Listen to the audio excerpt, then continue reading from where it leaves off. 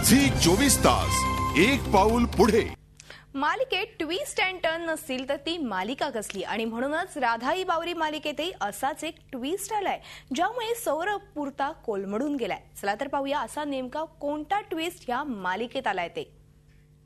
हा खून मी माझ्या डोळ्यांनी पाहिलाय।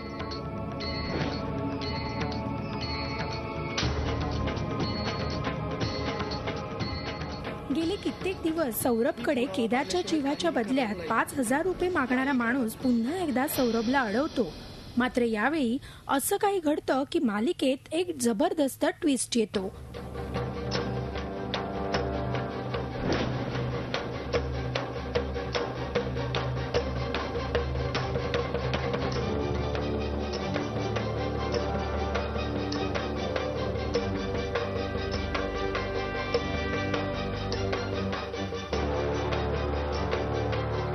यामुळे सौरभ मात्र पुरता कन्फ्यूज झालाय।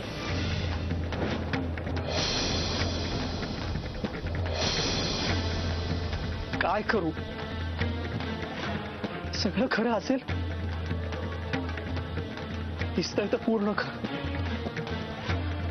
का फॅब्रिकेट करणं कसं शक्य आहे? आता मी काय करायचं? सरळ जाऊन केदारलाच विचारतो। शिवाय खरं खोटं कळणार नाही मला। तर दुसरीकडे मात्र केदारचं नाटक अजूनही सुरूच आहे। काय झालं?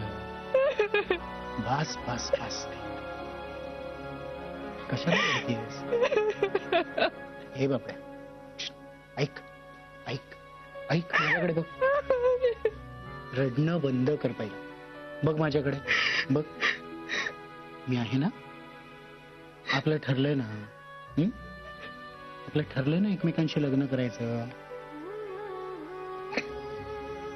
ए बस बस बस, आपलं डिसिजन झालंय ना। मग आता काय? मी ऑलवेज तुझ्या बरोबर। बघ माझ्याकडे आहे ना। मग रडू नको अजिबात। केदार, मला सीमा वहिनीने सांगितलं की तू 8-10 दिवस विचार कर। मग त्याने मला हे विचारलं की तुझ्या करिअरचं काय? मग तू काय सांगितलं? एकीकडे सौरभने राधाचे 5,000 रुपये घेऊन त्या माणसाला देऊन गप्प केलंय खरं। मात्र आता दुसरीकडे सौरभ पुढे काय करणार हे पाहणं मालिकेत इंटरेस्टिंग ठरणार आहे।